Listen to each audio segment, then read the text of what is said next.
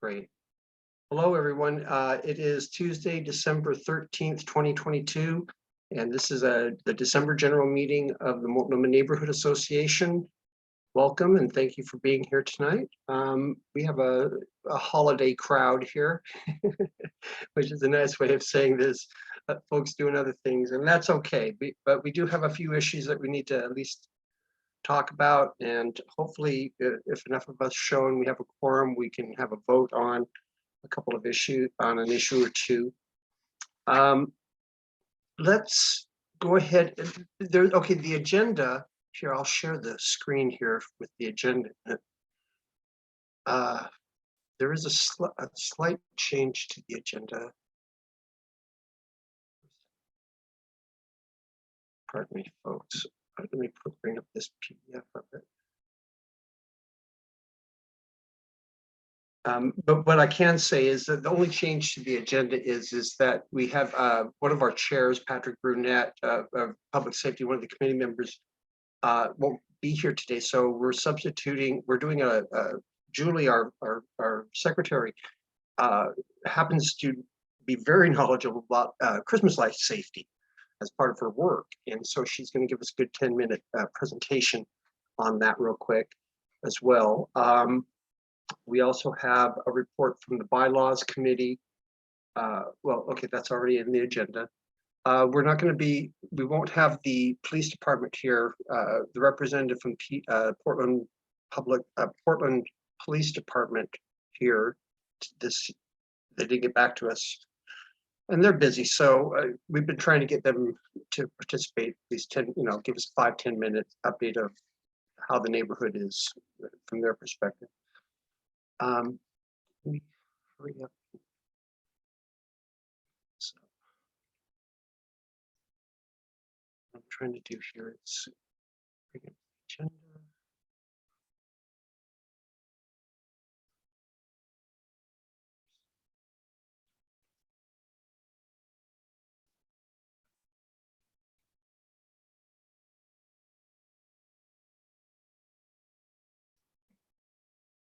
Please. Share the screen.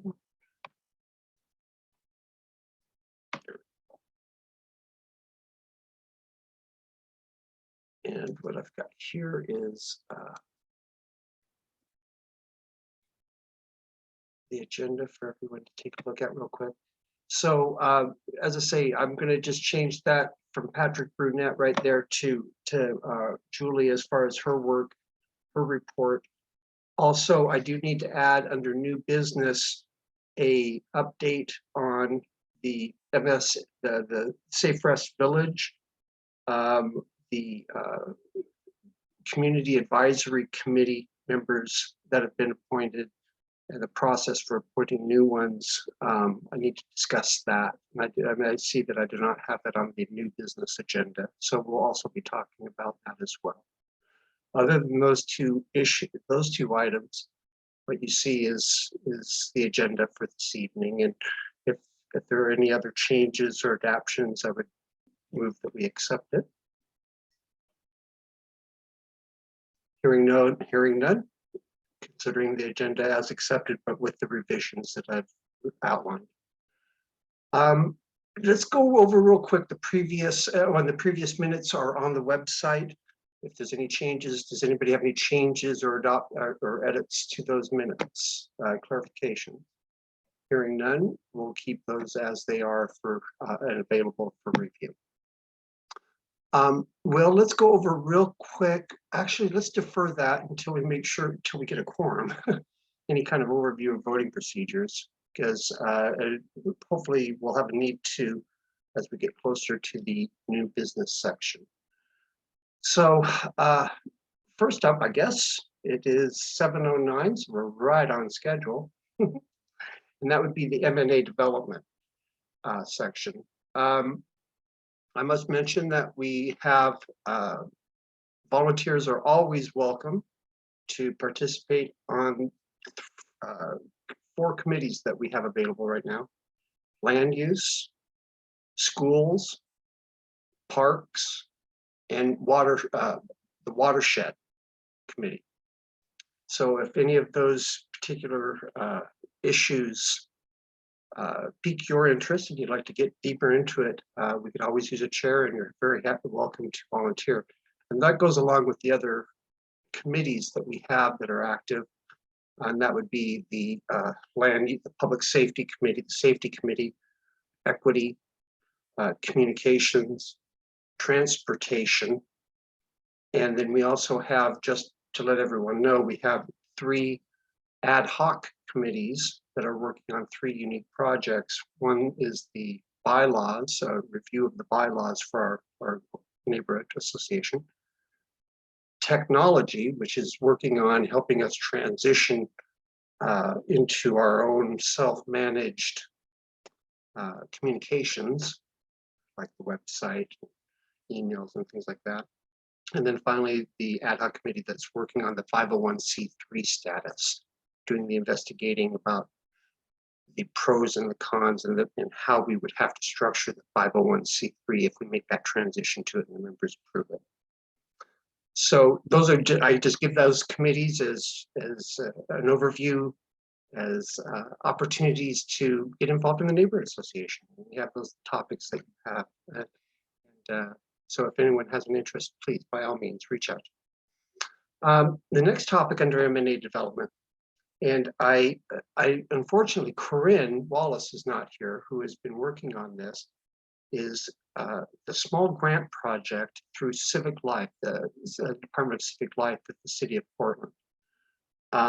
Corinne Wallace, one of our members, is working on a project, beautification project here in the neighborhood, basically targeting 2 areas to paint the intersections, to liven them up and to promote walkability and community. Well, I have great news just from yesterday. Matter of fact, actually this morning, we got approved.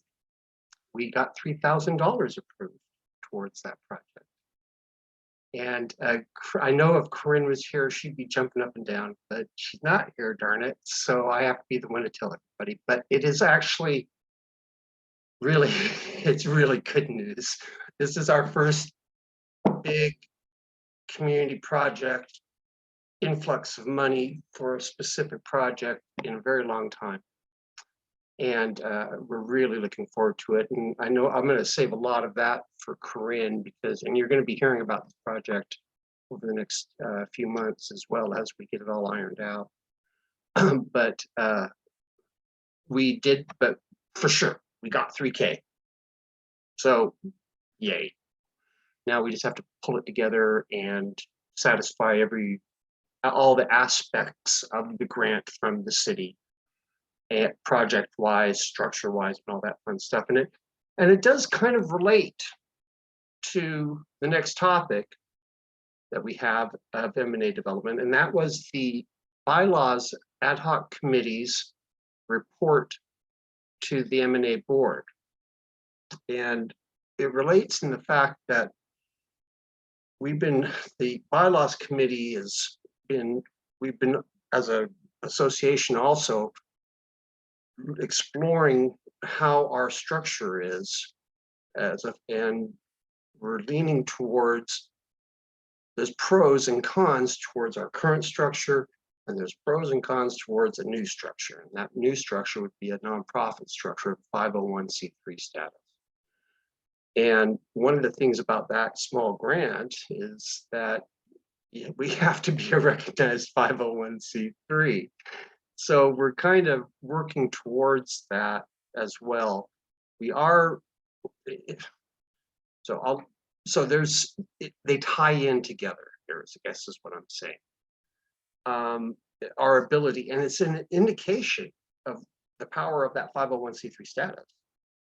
The fact that we got this grant, because there's lots of other opportunities for funding that are out there in the universe right now too, that we can avail ourselves for, and that 501c3 status can make a big difference in our ability to get them. So Tad, I'm going to go to you, if I may, and let's talk about that recommendation that the bylaws committee made that we apply for 501c3 status. Can we talk a little bit about that? No, I haven't really had much to do with the 501c3, only the bylaws and the articles. Well, we had talked about at the board meeting, having the motion, the board it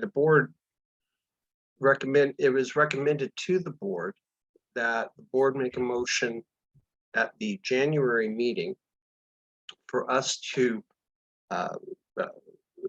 that the M&A apply for 501c3 status. Now, to apply for a 501c3 status is the first step in obviously getting that designation. And it's a long process, potentially, that I do know. We've been warned that it might take anywhere from 4 to 6 months to get our final approval of it.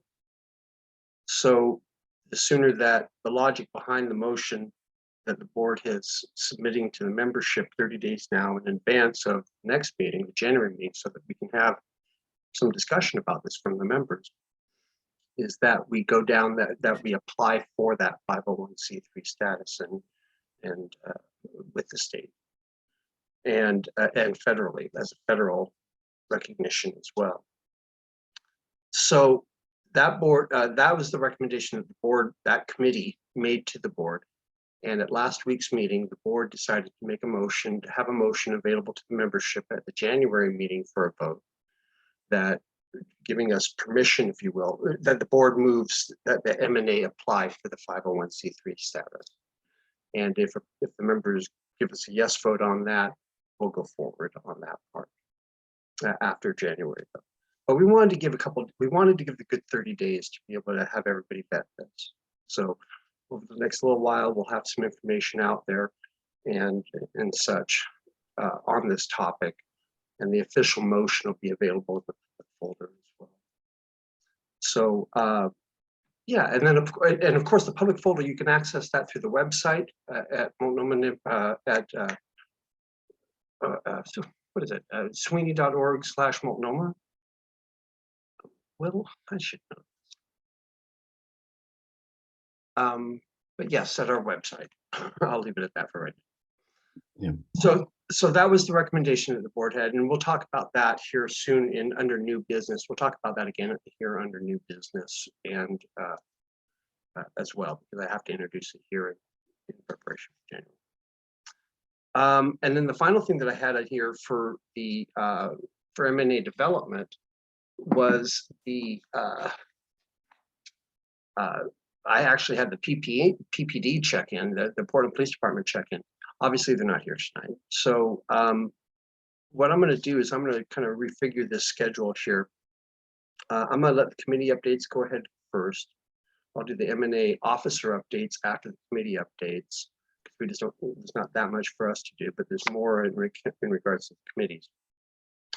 And I'm going to, what time is it right now? 7:18. Perfect. Let's defer. I'm going to go ahead and pass the baton right now then to Julie.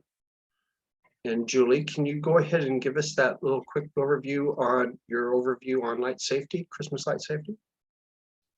Can you talk about that, and we can take that and get that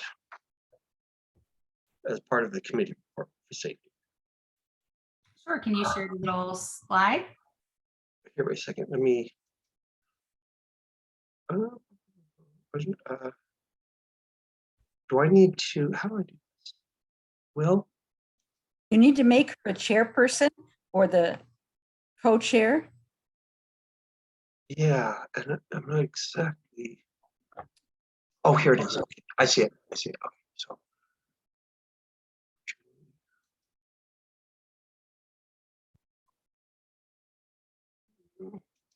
Hey, Will, are you there? I don't need it. Oh, you don't? No. I just. Oh, okay. I was thinking I had to make you a co-host. She has the capacity to share her screen. She doesn't have to be a co-host. Oh, good. Okay. Okay. All right, Julie, you're up. you see my screen? There we go. No? How do I make you guys littler? Lost one. We can see it. Uh-oh. What? Do you still see my screen? That's pretty dark now. But we had 7 participants. We're down to 6. I don't know. That's weird. I just, do you still see my screen? Oh, now we do again. Got it. Okay. So I work for Underwriters Laboratories, UL. We are a safety certification agency. We write electrical safety standards and then make sure that people make products that are electrically sound for use in our homes and businesses. So when it comes to holiday light safety, a lot of these things you've heard over time, so this should be more like a vitamin. But when you are utilizing either outdoor lights for your home or indoor lights for your tree or otherwise, first make sure that the lights have some level of approval for what they're going to be used for. And we'll talk about that in a second. Also, for example, if you are going to be putting lights outside, make sure that they're approved for outdoor use. They have additional evaluations for UV, for cracking, and for access to water, etc. This is for older lights, make sure that they're not cracked or broken. A lot of times, these Christmas lights could be around for, decades. So make sure that there's no frayed or bare wires or loose connections, and to throw away damaged sets. Don't give them to Goodwill, throw them away. Practice good extension cord safety. Never run cords under rugs or coil them tightly around themselves, which creates heat. And never plug one power strip into another power strip. Sometimes we call that daisy chaining. This could trip a breaker, and that's actually the best possible scenario. If it doesn't trip a breaker, it can create a risk of fire. So if there's one thing that you take away from this is when you have one power strip and you need one more plug, do not attach one power strip to another. Consider programmable timers on your string lights, which reduces electrical energy and then the amount of time that they're on. Make sure that you plug lights into GFCI grounded outlets. Always look up when you're decorating outdoors, as you're raising ladders and accessing areas that haven't been accessed in maybe a year.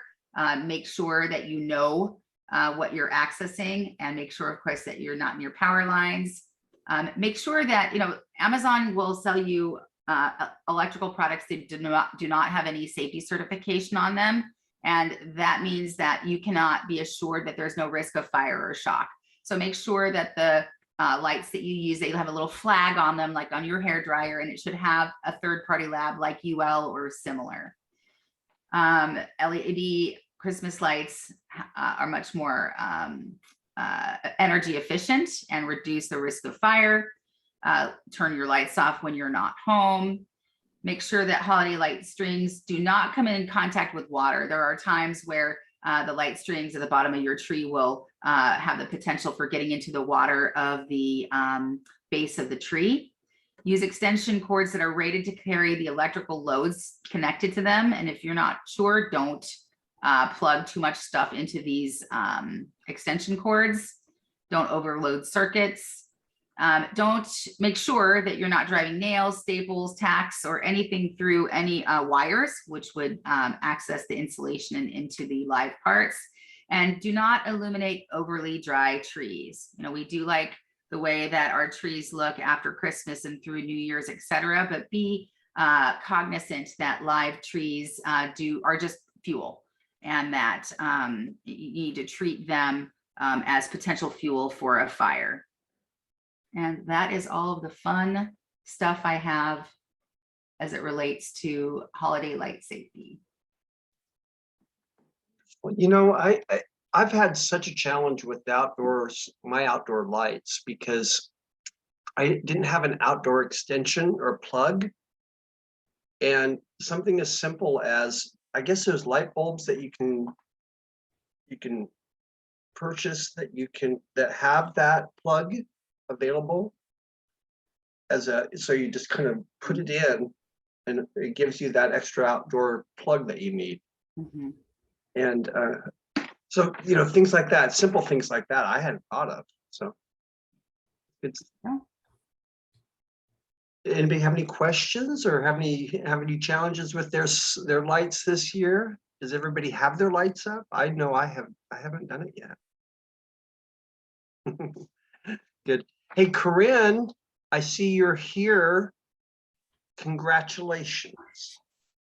Yes. I- Did you get You the weren't email? here and I just had to tell everybody. Good. I just Good. I'm had to. glad you did. I'm glad you did. I was really surprised when I got the email a little after 5 this evening. Oh, agreed. It was Yeah. a pleasant email to get.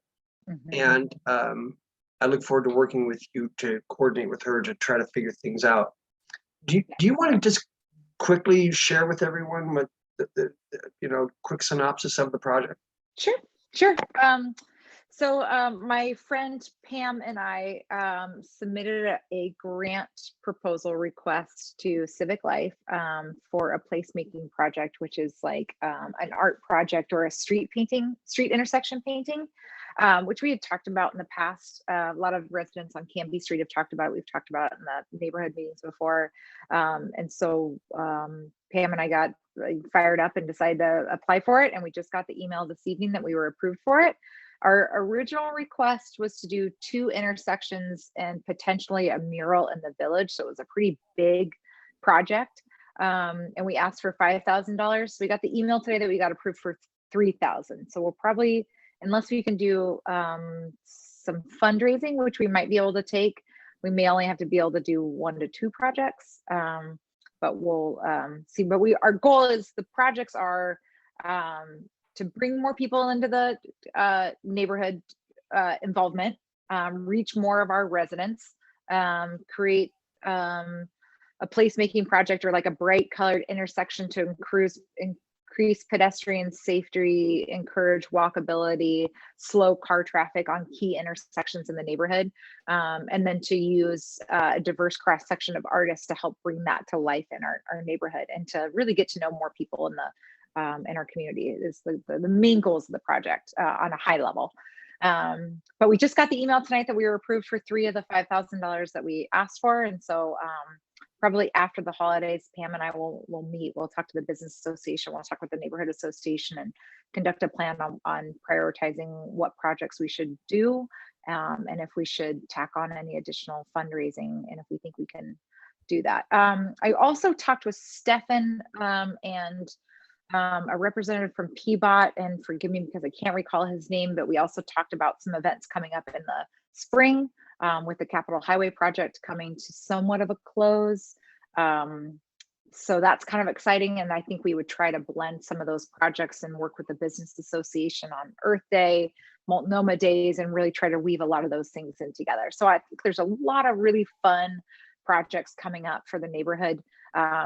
Starting in the spring and through the summer. So, and we're getting some attention from PBOT on the need for some walkability in our neighborhood. And with the Capitol Highway project coming to a close, I think we're getting a little bit more attention with that, since that should be, there should be somewhat of a grand opening ceremony kind of event happening. So that's pretty exciting. Anyway, so we just got the email and the news that it was approved, and it's so exciting to be able to do a cool project in our neighborhood with our community.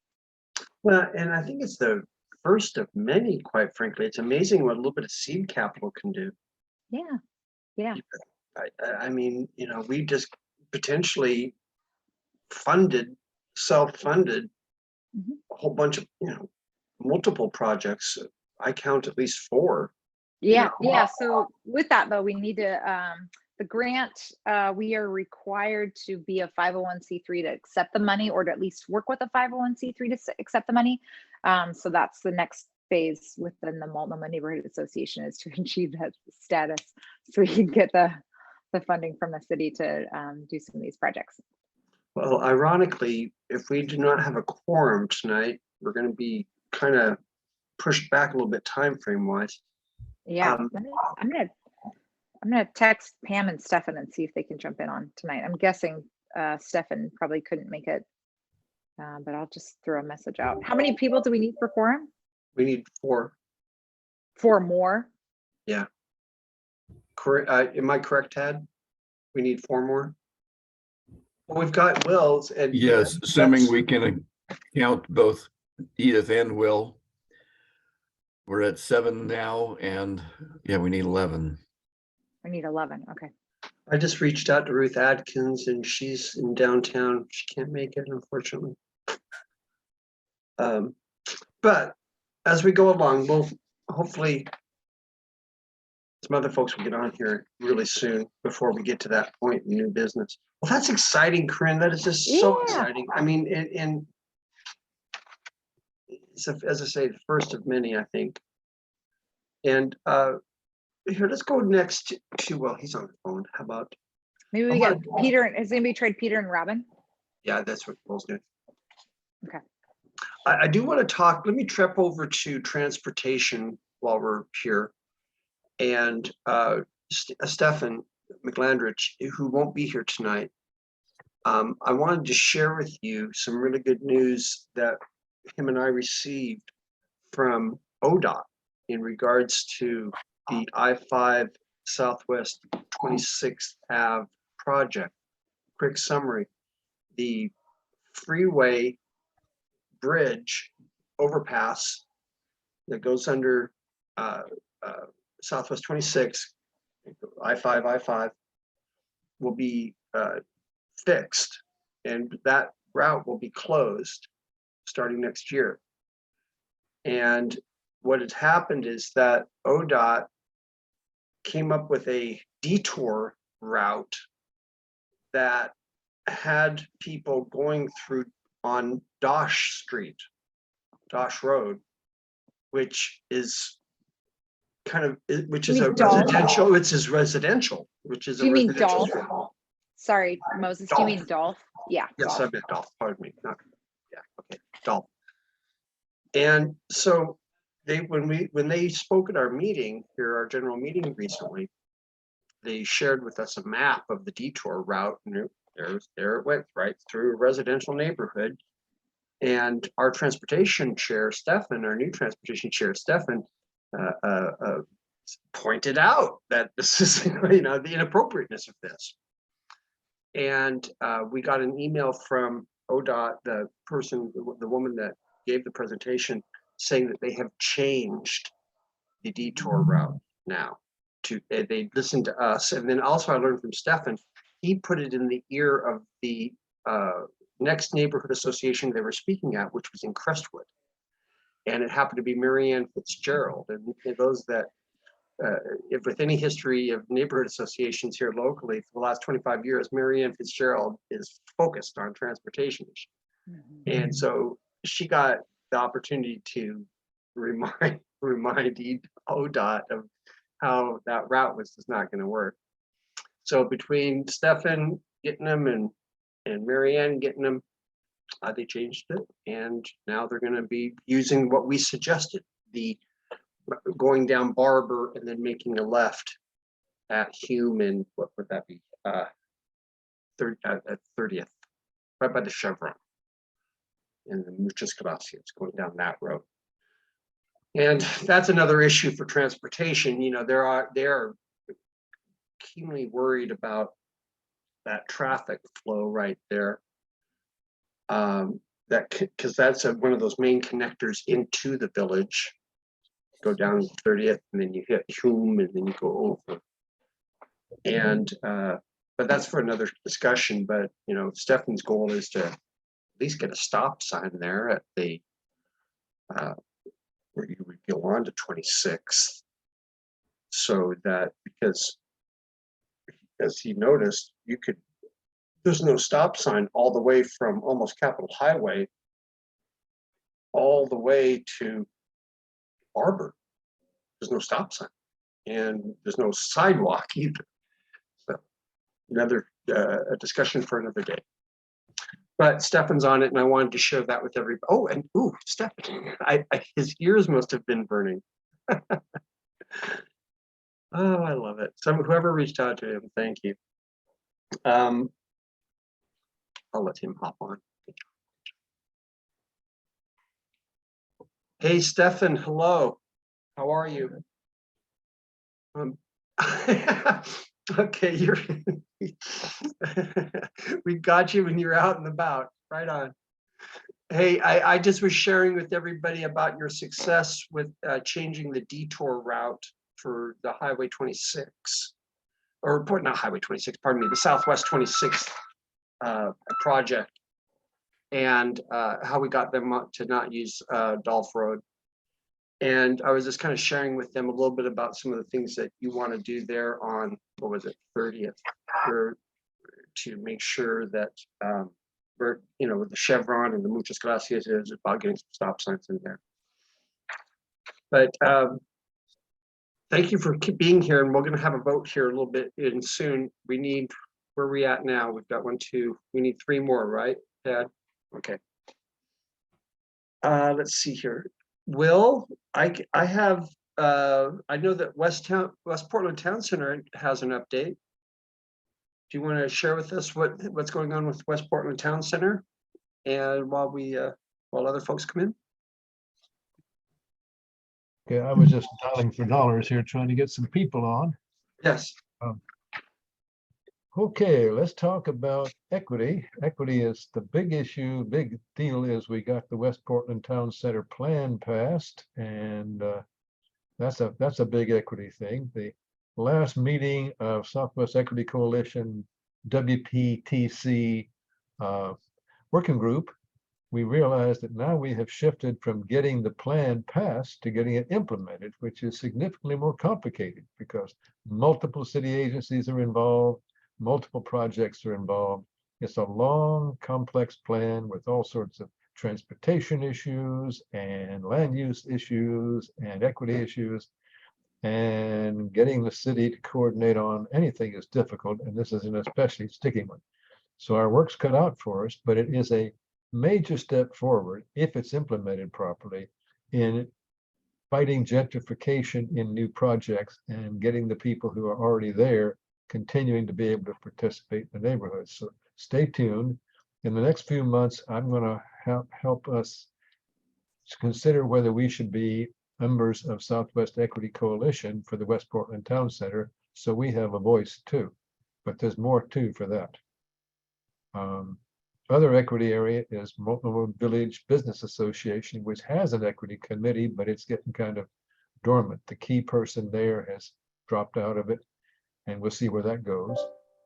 And we are also, Sweeney Equity Committee may disband. The current chair, Laura, is going to recommend that they don't have an equity committee. So equity is kind of hurting for participants right now overall. There's a major issue around equity if you've been watching what happens, this is not directly for us, but it impacts us.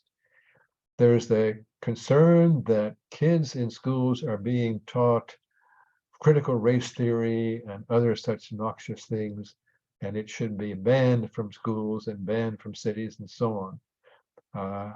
We are looking into it for the local area with the Sweeney Schools Committee, but that's a side issue. But it's essentially West Portland Town Center, Multnomah Business Association, and our own activities to get the neighborhood participation in meetings more representative, which at this point, as you'll see, is kind of needed. No matter how many people there are, whatever type, we need people.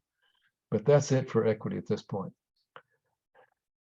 And well, we'll I talk know about- that's really good. And I Yeah. know that West Portland Town Center is going to be, it's one thing to plan it, it's another thing to implement it. Yeah, very much so. Implementation is a whole different kettle of fish.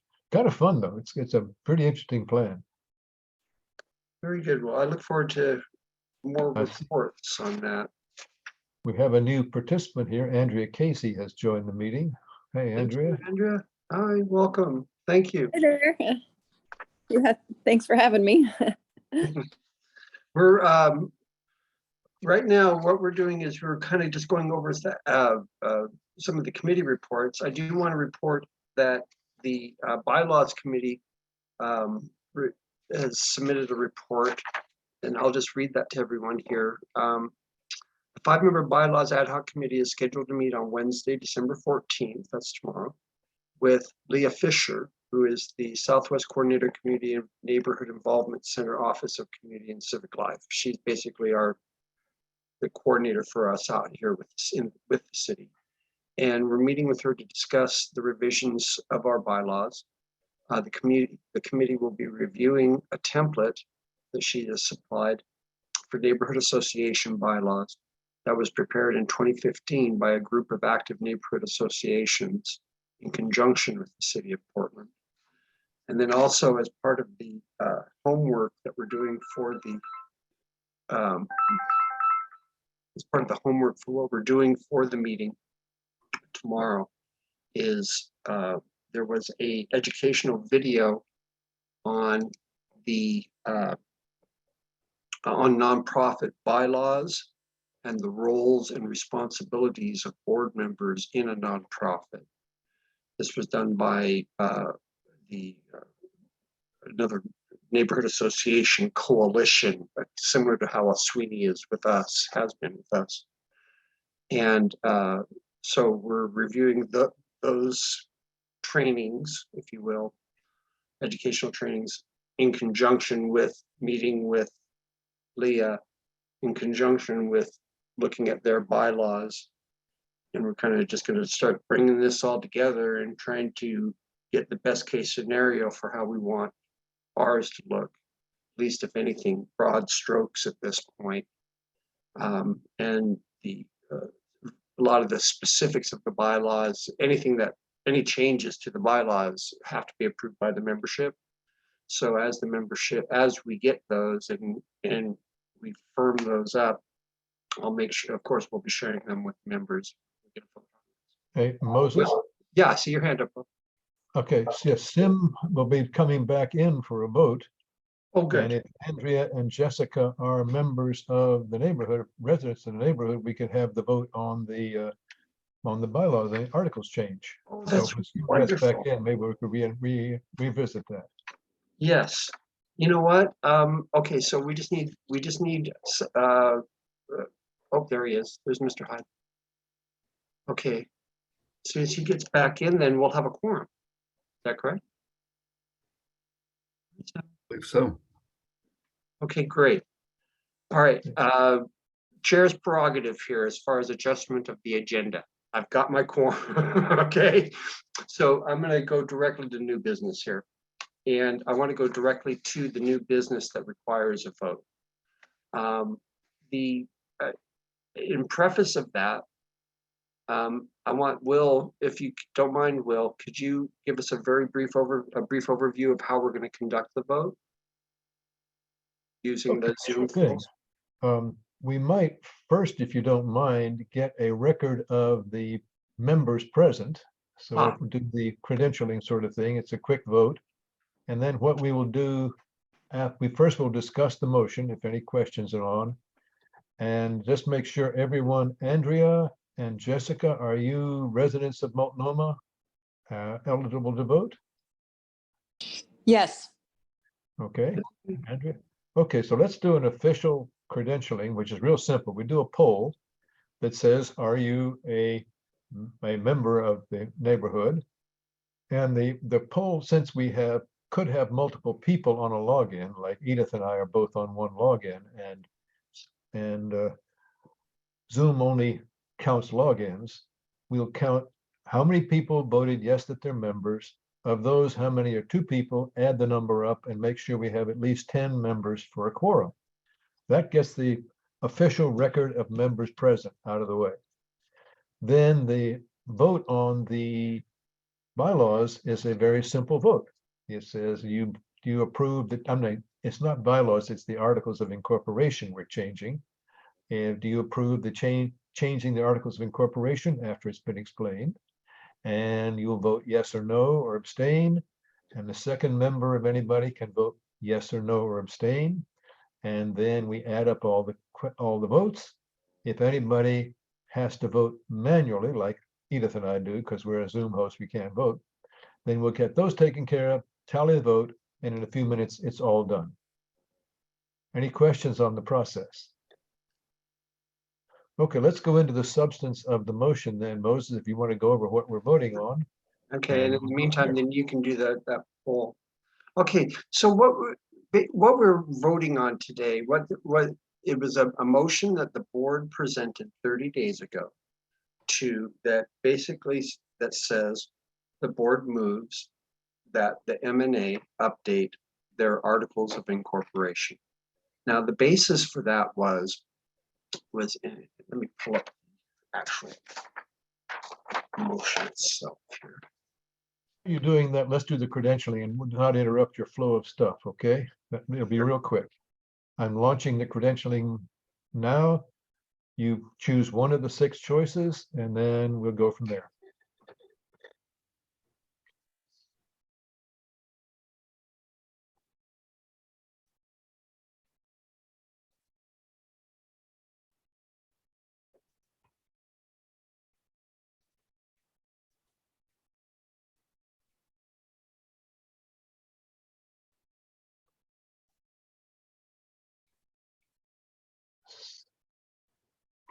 Okay, 7 of the 8, there's the 8th person. There we go. Everybody has voted. So I'm going to end the poll now. And I'll share the results. Okay, let's take a look at what we have here. We have 1 member, 6 people are 1 member. We have 1 person has 2 members. And 1 person is not sure. Who was not sure? Anne, okay. Do you live inside Multnomah neighborhood, Anne? I do. Okay, you are a member. Oh, boy, that's pretty good. Okay. Okay, so we got 7 out of 8 for 1 member, 2, and then the second person vote, we get another one. So that's 7, 1 member, 1, 2 members, and a second person on the 2 members is 9 people who voted officially. Edith and I can't do it manually, so we come in as 2 more members. That's a total of 11 members who have voted. Therefore, we have a quorum, not including the chair, which is good. So we now can proceed to the regular vote on the motion after Moses has explained it and people had any questions. Okay, we're all done. It's very good. Now, what I need to do here is I need to bring up this. There it is. I am bringing up now I'm going to screen share.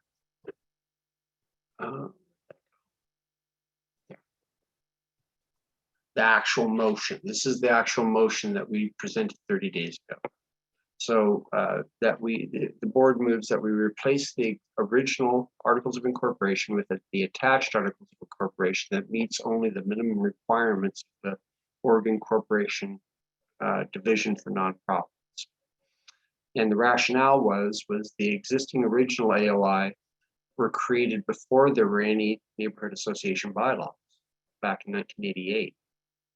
And it was written to include items that are properly included in the bylaws versus the Articles of Incorporation. The articles, and because the Articles of Incorporation take precedence over the bylaws, if we make any modifications to the bylaws with the current AOI in place, it would have very limited effect. So our solution is to refile our Articles of Incorporation to those minimum requirements that the state is asking for. And you'll see those down here below. And that way, when we get to the revision, any bylaws, when we get to tackle the bylaws and make changes to the bylaws, we can take those things that were improperly in the Articles of Incorporation and put them where they need to be. So that's the whole purpose of this. So a yes vote for this motion would allow us, the board, to move forward and allow me to file with the state those minimum requirements, new Articles of Incorporation for the Multnomah Neighborhood Association. And I would do that before the end of the year so that we would start our fiscal year in January fresh, as far as that goes. Or filing, I should say. So, is there any questions, comments, thoughts before we have a vote? Hearing none. This Just is Will. I'd like to make a comment on it because I want people to recognize the significance of what we're doing. We have been, for the entire existence of the Neighborhood Association, a subunit of Southwest Neighborhoods, or SWENY. And when SWENY fell afoul of the city, they became a persona non grata with the city of Portland, where, for example, the city will not give money into SWENY bank accounts. So they're our fiscal sponsor, and we couldn't, for various reasons, keep money going. There are other issues around us being independent in how we run our own webpage, what we do with our own activities in general. And so changing the articles allows us to update our bylaws, which are much in need of updating. It also allows us to become our own nonprofit organization, which is independent of SWENY, which reestablishes us in good standing financially with the city of Portland, as well as being someone who speaks in our own right. And we don't have a problem, SWENY does. It's an unfortunate, I won't go into the history, but the point is, this is part of a pretty big step for us as a neighborhood, empowering us to do a lot more than we can right now. And what's really cool about it is that it opens many doors for us too. I mean, it wasn't, the history of what happened with SWENY is what it is. And I love the fact that we are adapting, is maybe the best way to put it. And also kind of exerting our potential independence with this. And our lack of, so we're not so darn dependent on our fiscal sponsors, SWENY in this case. So that's part of it. But Will, that was a good summary. Thank you. Yeah. Just one final point. On our relationship with SWENY as a neighborhood association, we have no fight with SWENY. We really value the services they give, and they continue to do things like support us and a coalition of our neighborhoods and other things. So we're not breaking our relationship with SWENY. We're simply allowing ourselves to be more independent, and we'll continue a relationship as long as we can. Yeah, and SWENY, of course, being Southwest Neighborhoods, the former coalition group that represented us, was at the city, if you will. They represented us in about 13 other neighborhoods out here in Southwest. Long story short, after 2-3 years, there were some challenges, and we've had to break SWENY. SWENY's lost its standing with the city. So this is part of our need to adapt to those changes. So, okay, thank you, Will. Any other comments, questions in regards to this motion? If not, well, let's go forward then. That's awesome. Okay. Okay, this next, go ahead. No, The please next go ahead. It's your next poll will be on changing the Articles of Incorporation. And you'll have the 2 vote possibilities. The first person votes in number 1, yes, no, abstain, or not eligible. If there are 2 people on the call, then the second person votes yes, no, or doesn't apply. If you are only one person, do check doesn't apply for the second person. You have to have both of them filled in to work. Any questions? Okay, here comes the poll.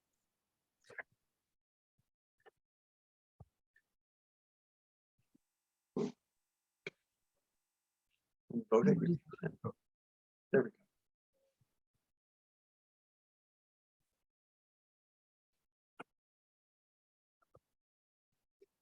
Okay, we have 8 of the people voting.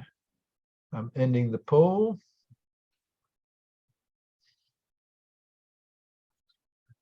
So what we have is first person, 8 votes. Second person, 1 vote. I'm sorry, yeah, 8 votes yes on the first person. Second person, 1 yes on the, that's 9 people that actually voted, plus the second person gets counted, so that makes a total of 10. Edith and I are voting manually. Yes, please. We're voting yes. So that makes a total of 12 yes, no no's. The motion passes. So that's the results. Take a look. Any question? I think otherwise we're done voting. And we now have new articles to be applied. Thank you all. That is just fantastic. Fantastic. Tad, I want to give a special shout out to you, sir, for all of your work on this. And thank you. And you and I will be filing those. Thank you. Appreciate it. All right, good. Awesome. Okay, let's get, and many thanks, Andrea, Corinne, Stefan, Jessica, Simon, and thank you for being here to vote on that. I can't tell you how important it was that we got that vote down, and now we can move forward on things. So good stuff. All right. All right, I want to go into some other things here real quick. I want to go back over to old business and wrap that up, and then we can come back into the new business, and then we can go back and it's almost 8 o'clock.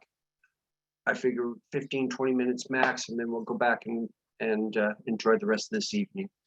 And we're not going to have any other votes, and so if you need to drop off, I do fully and absolutely understand. Okay, one of the last things on the old business item was one of the things on that old business was a report. We have a monthly report given to us by Devin Hoyt, who is with All Good Northwest, who All Good Northwest manages the Multnomah Safe Rest Village.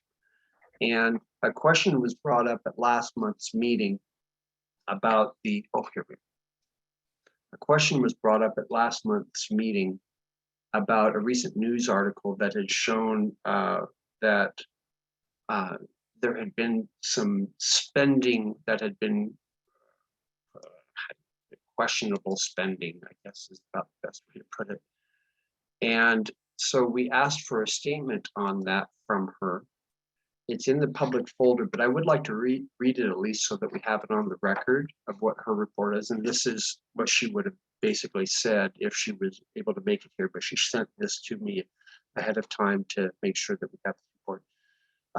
So as of 12/12, All Good Northwest started operations with the Joint Office of Homeless Services on 10/1/21. Joint Office knew that we had no working capital and were expected to spend roughly $380,000 per month in shelter operations without receiving a reimbursement until the following month. Because we're the only organization willing to keep the villages formerly known as the C3PO villages open, they promised that they would help address the anticipated funding issue, which they did in November of 21. For context, if we spent $380,000 on October 21, we would submit for reimbursement from the Joint Office in early November 21, with hopes of receiving that reimbursement in our bank account towards the end of November, where we would have spent an additional $380,000 on November expenses. If throughout the course of October we spend $380,000 mostly on wages, by the time we got to December 8th payday, there would be no funds in the bank to pay folks. For this reason, we needed to include anticipated payroll expenses in our invoices, so we would have enough funds in the account to clear the payroll withdrawals. Being a new nonprofit, we were unable to qualify for any lines of credit. So this is the issue we kept having each month, where we would be roughly $800,000 in the hole before receiving a reimbursement that would bring us to about negative $400,000. To help rectify this issue, the Joint Office issued us a grant in the form of about 1 month's worth of expenses, $377,000, in November of 20. This made it so that we would be hovering right around zero in the bank account around reimbursement time, where we would have just enough to cover payroll. There was a time or two where the funds in the bank were insufficient to cover all the payroll, and the salaried leadership's pay was delayed so that frontline staff could be compensated on time. When we were asked to double our capacity in February 2022, we again didn't have the necessary funds to cover each month's expenses, as they were then closer to $760,000 a month, which put us in a similar position to when we didn't have the grant for working capital. In May 2022, we were granted funds for working capital that brings us to about 2 full months worth of cash reserves, so that we aren't hovering around zero until the end of the month following the invoiced month. For example, we now have funds to cover all of October and November, so around the end of November, we have almost exhausted all funds. But a full month comes into the bank account, which gets us through December, and so on.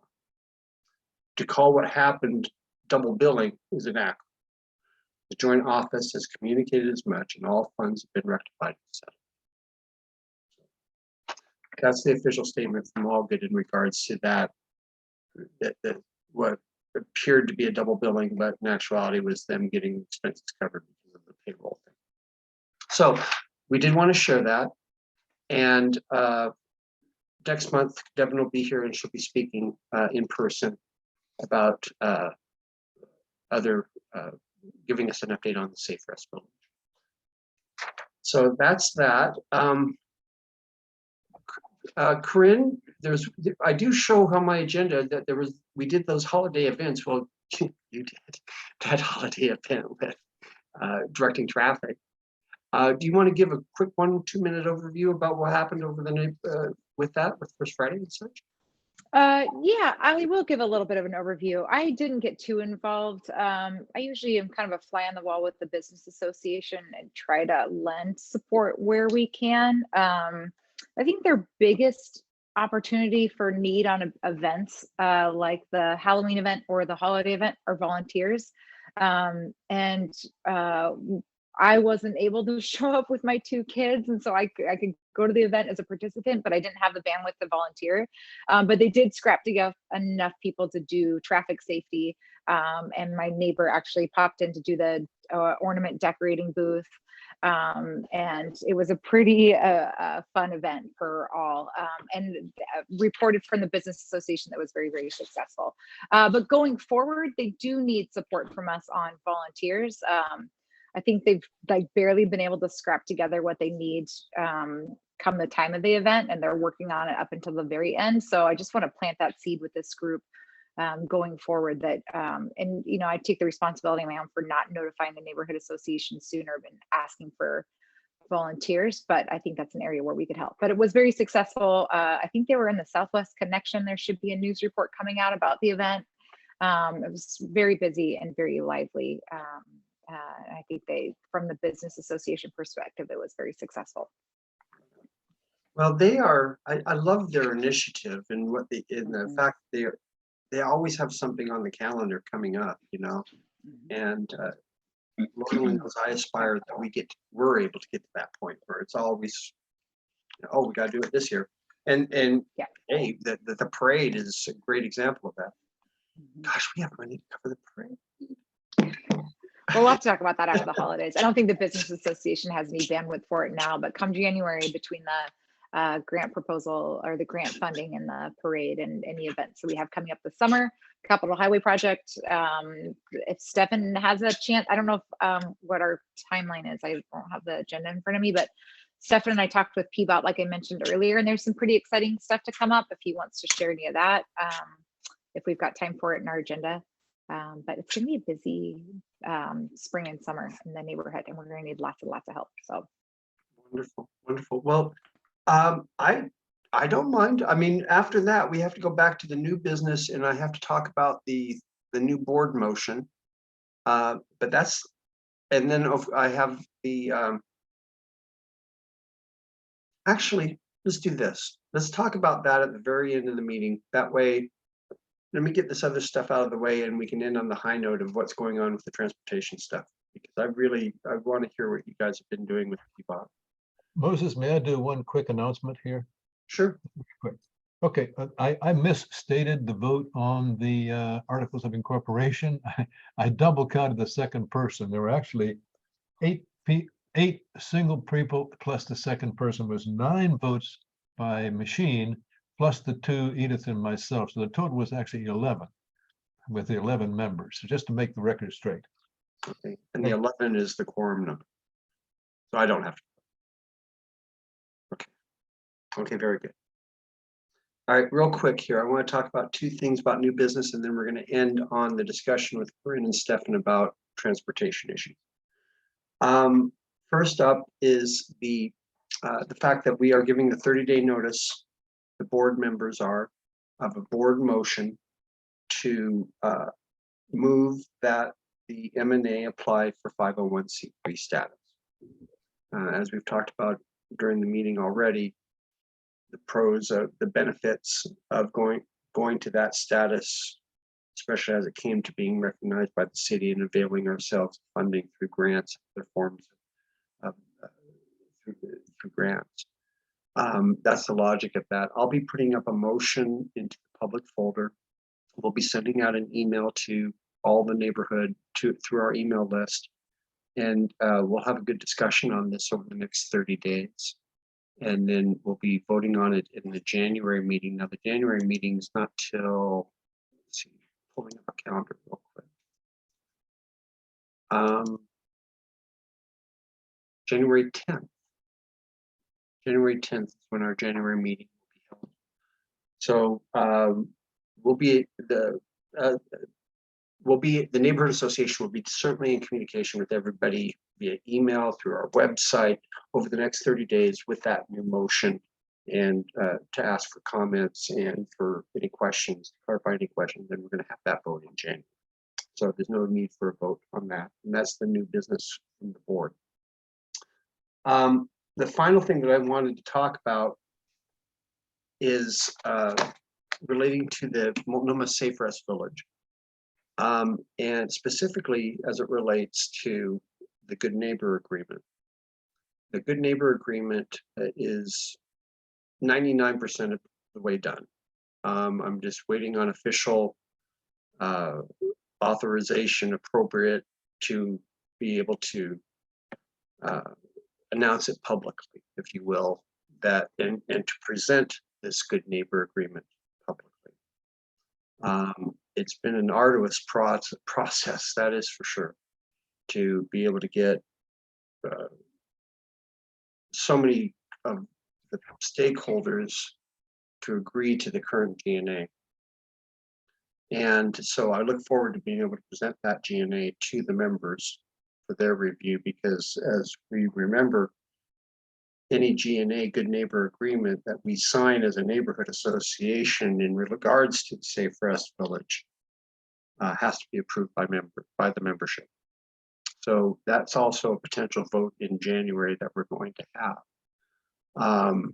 So, and if that does happen, as soon as I can get information to members, I'm shooting for, knock on wood, I'll be able to make a presentation at the board meeting in January, which would be January 3rd, to present that GNA and to allow for 7 days at least of prior notification to the membership for a vote at this January 10th meeting for the approval of that Good Neighbor Agreement. But we'll know more. I'll be able to confirm that here soon. But, and, I hate that, but, and one aspect of the Good Neighbor Agreement is the agreement to form a community advisory committee comprised of different stakeholders of the participating with the state, with the Safe Rest Village. Part of that is due to an agreement. Well, let me back up. The Community Advisory Committee is tasked in this Good Neighbor Agreement to reading from it, the neighborhood, let's see here. Oh, here we are. Okay. The city and county recognize that a new shelter has a potential to impact neighbors. At this site, we expect the Good Neighbor Agreement to include the creation of a standing collaborative problem-solving committee that meets monthly, The neighborhood stakeholder group, the city counter team, and the shelter will commit to a primary point of contact for all the parties to engage with. whether it's to collaborate on community projects and support the shelter to address any concerns that arise. And the Multnomah Neighborhood Association has 3 representatives on this community advisory committee. Also on this committee, the operator will have a representative, the villagers will have a representative, West Hills Christian School will have a representative, the state SRV team, Safe Rest Village team from the city will have a representative. There'll be a representative from the Joint Office of Human Services from the county. And as it's stated in the GNA, the CAC, the Community Advisory Committee, will be responsible for helping to ensure that there are strong lines of communication being maintained, that they are maintained between the city, the operator, and the community, to ensure that the commitments in the GNA are being upheld, to identify opportunities for greater collaboration amongst the parties that can enhance the benefits of SRV for village participants in the community, identifying and developing solutions to any problems that are reoccurring that have not been adequately addressed through the problem-solving communication strategies that were outlined in Section 10. That's relating to the pathways to escalate who you have to talk to have if there is a problem. The CAC is going to convene monthly, and it will succeeding these monthly stakeholder meetings that we've been having related to the SRV. And then after the first 3 months, the parties will assess the need for and the appropriate frequency of future CAC meetings. And if the meetings are discontinued, any party to the GNA can reconvene the committee as they deem necessary and upon reasonableness. I know I'm getting really fine-tuning here, but that's kind of the nature of this good neighbor agreement. And one of the reasons it's taken so darn long is because there's a lot of commitments being made here. And that's good by everybody, and that's good. So, and then the final 2 things, that the CAC will create general communication guidelines, which outlines, depending on the issues reported, the corresponding contact information for the issue and the level of the incident. And the CAC will foster transparency and will keep the community abreast of it. So as you can see, as you can hear in my description, the CAC is our opportunity for the neighborhood association and its members to be able to really have a say in participating in in what's going on over there and at the Safe Rest Village. Now, I bring this all up is because, as I mentioned earlier, we have 3 representatives on this committee. And I, as chair, I'm able to appoint those members. Now, what I have done is because we have to get it going and they needed somebody on those, I need to actually interview and present to the board, our board, whom I'd like to appoint. I want to make sure that the board knows what's going on with these people, who they are, before they actually they convene. And so I want to do a real process on that and make it as transparent as possible. So what I have done is I've appointed temporary members to the CAC. Myself, Chris Dirth, and Charmaine Yasada. Those 2, Chris and Charmaine, were members of our negotiating team with the GNA, and I've asked them to serve just until we appoint permanent members to this. So, and my goal is to have those permanent members appointed at the by January, at the January membership meeting, general meeting, to have them presented. So we're okay for right now. We have representatives. They can continue to move forward as part of that whole process. But over the next 30 days, I will be going through and I have an idea or two of who I want to appoint, but I want to talk to them first before and let them know of the commitment and let them know of the responsibility and get their approval and then be able to present them to the board at the January board meeting for their review and approval as well. So so that's where that stands.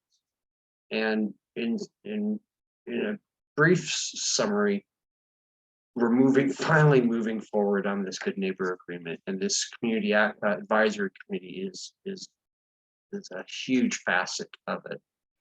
And so I want to make sure that we do it right, and that I appoint the right people to this that will take it serious, that have a real vested interest in it, that live a quarter of a mile from the village.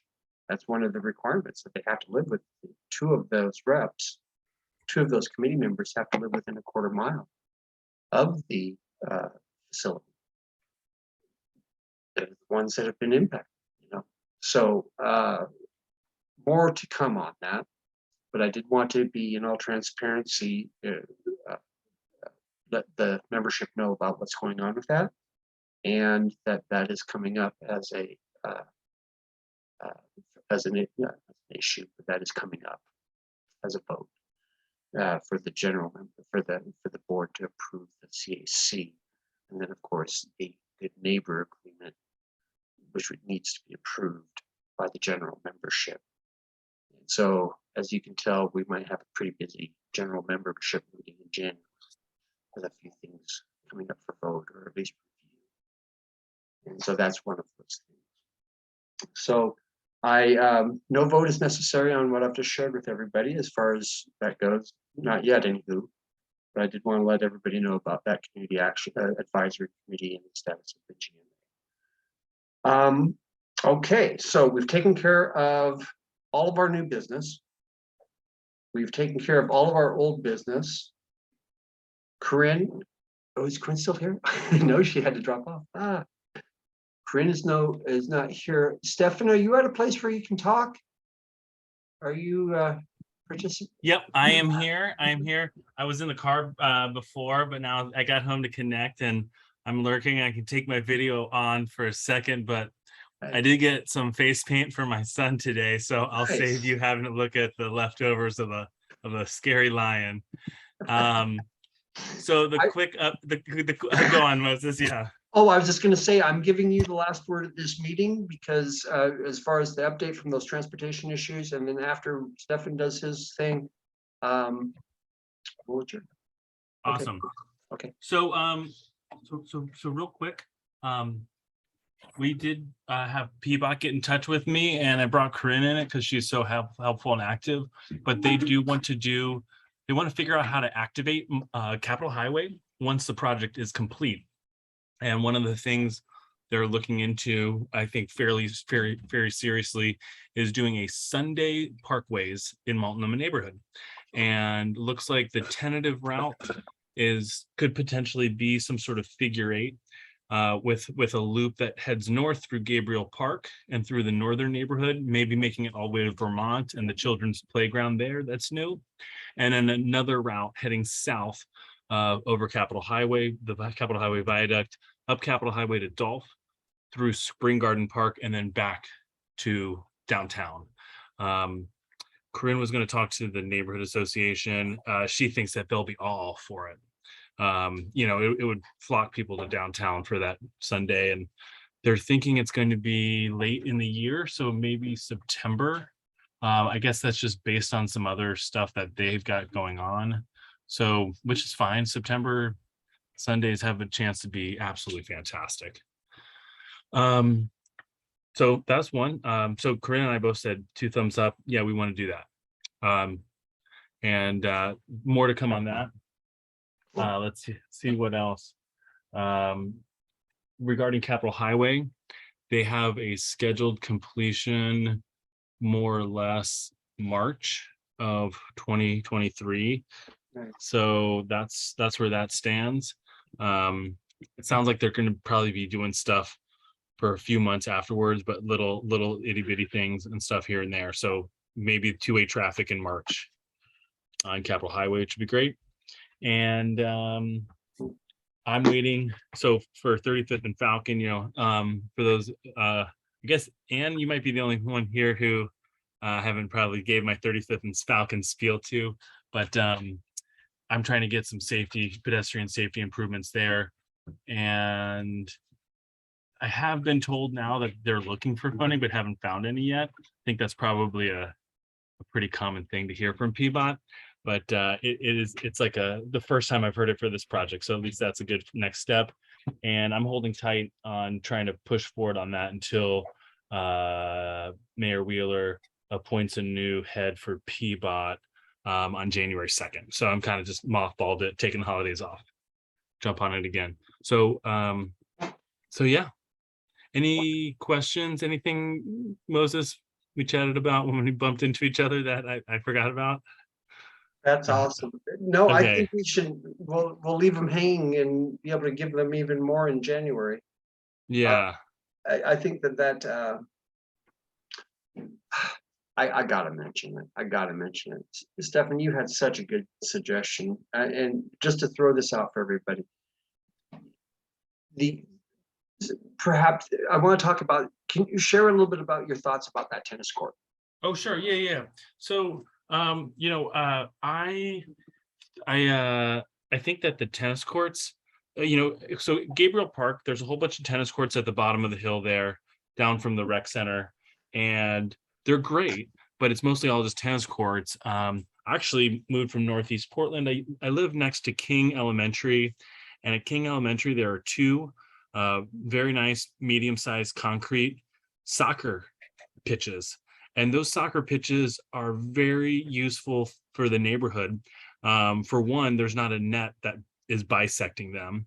But other than that, they're very similar to those tennis courts. But instead of a net, at the very ends, you have two goals. And at these two soccer pitches, which is the equivalent size of about two tennis courts, instead of having 4 to 8 people playing there, on the weekends when there's pickup games, there's probably 20 to 30 people using the same space.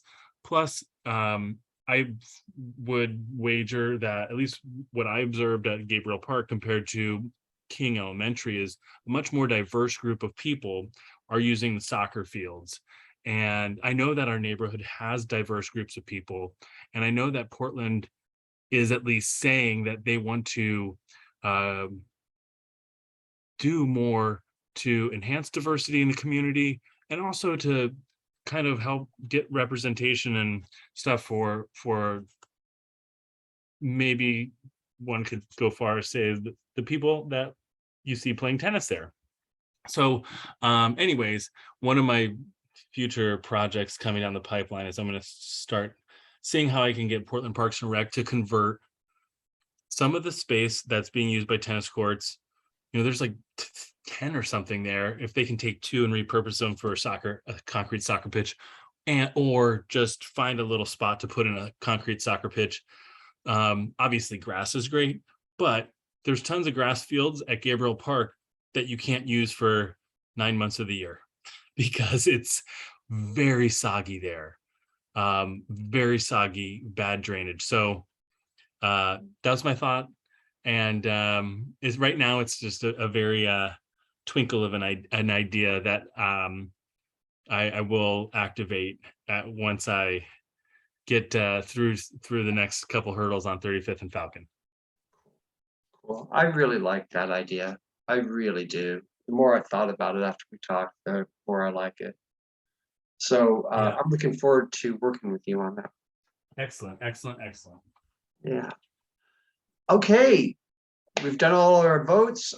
We've done all of our updates. Oh, hey, you know what, Moses? One thing, oh. I'll just jump in, and I think Will has a question. Let me just get this out. So when we did talk about Sunday parkways, there's going to need to be we're going to need to have a champion, I believe, for Multnomah Neighborhood Association.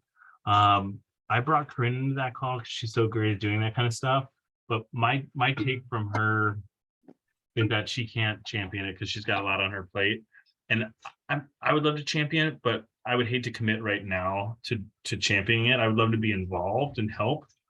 But just my wife and I both work full time. We have 2 kids. So if someone wants to be a champion, put them in my direction. I will start looping them in. Well, what's interesting is that they did a Sunday Parkways out here about 8 years ago. And yeah, so there was certainly a route. I mean, people were complaining about the hills, but that's the nature of the beast out here on biking Mm-hmm. a little bit. And so I guess what I'm saying is that it's not gonna it's not a new concept in that sense. People would remember that it was here. And I think that's going to really help us in getting it going again. And maybe we can find somebody to champion it through our members that participated in that last time, because it was packed. I was surprised. They went right by my apartment. And for more than a couple of hours, we had a steady flow of bikers. Heck, my kid at the time, she had opened up a lemonade stand that day, and she made a couple of bucks. Cool. She was about 9 when she did that. But yeah, good stuff. Good stuff. And it's a positive impression of the neighborhood. I mean, how many people get that chance to bike around Southwest like that? Yeah, and I think Capitol Highway will really shine if it's just filled with people going on it. And the grade is not that bad if you're just getting up to Dolph. So Oh, yeah. that's and then the other steep part is through Spring Garden Park, where they have those kind of switchbacks in place. So it shouldn't be too bad. Right. Hey, Will, I see your hand up. Couple of things. First of all, congratulations to you, Stefan, for the good ideas you're coming up with. I think the soccer pitch sounds like a really, really good one. And this particular time, think about the new things we have to show off. We have the new playground in Greenville Park. We have the new Capitol Highway, which should be done by then, which is primarily a pedestrian and bike improvement. So it's a super thing to show off. And Spring Garden Park is pretty cool. So I think it's an ideal thing. I don't think we'll have any trouble getting a champion or two from beyond the actual board. One of the things we've talked about is having too few people by going just to the board for everything. So redeveloping, one of my communications projects is to develop a cadre of active members who aren't board members, but who can take on a special project and be an ideal thing for that sort of group to do. So that's pretty cool. I do have one completely separate things to bring up as an information point, if that's okay. Sure, go for it. What's happening with our Safe Rest Village? The Good Neighbor Agreement is coming up finally, but there has been a development from Health and Human Services about Safe Rest Villages. I'd like to show up a screen and talk briefly about what's happening with that. I'm sorry Devin wasn't there. She may have been able to come in or not. Can I bring up a screen real quick and show what's going on? Okay, sounds good. Okay. If we want to stay on time, we've got 2 minutes. Oh yeah, no problem. I just want to share it. This is on the website. You go to the main page on our website and click on the one about Safe Rest Village. But essentially what's happened is Safe Rest Village came into the Sears Center, which had been dedicated and is dedicated to an emergency marshaling yard by the feds. They basically gave the property to the city of Portland in order to build a west side emergency center for road graders and emergency vehicles in case of an earthquake or something like that. Safe Rest Village came in as an exception to that with two rationales. First, it was a part of the property, just a fifth of it. And the second, it's temporary. It's not going to take it over. So there's plenty of room for the emergency use, and which isn't even started yet. The FEMA, Federal Emergency Management Association, that gave it over, has a clause that says it must be used for this emergency use and nothing else. They recently, the Health and Human Services has said, sorry, partial doesn't work, temporary doesn't work, and they gave us 3 options for the Safe Rest Village. Number 1, cease the operation and give it back. Second, abrogate or take part of the project and buy the property essentially for the Safe Rest Village at market rate, which would be pretty expensive. And third would be give it all back to the government or give a piece of it back to the government. Those are not real good options. We don't know what will happen. There's no timeline for that, but it looks like Safe Rest Village is in jeopardy at this point. That's as much as we know, but we should be aware of that and take cognizance of it as a neighborhood association. Just want to bring this to attention to put it on the record as part of the meeting that we may have to deal with the implications of that coming down the pike. So let's get the good neighbor agreement going while we still have a Safe Rest Village. That's my comment. Right on. Okay, sounds good. I'm not going to comment one bit on this. Thank you. Nope. Just because. So, okay, that was the last order of business. And, oh, Will, you have your hand up? Did you have another comment, Will? Oh, no, okay, okay. I'll take a meet. Oh, Tad, go ahead.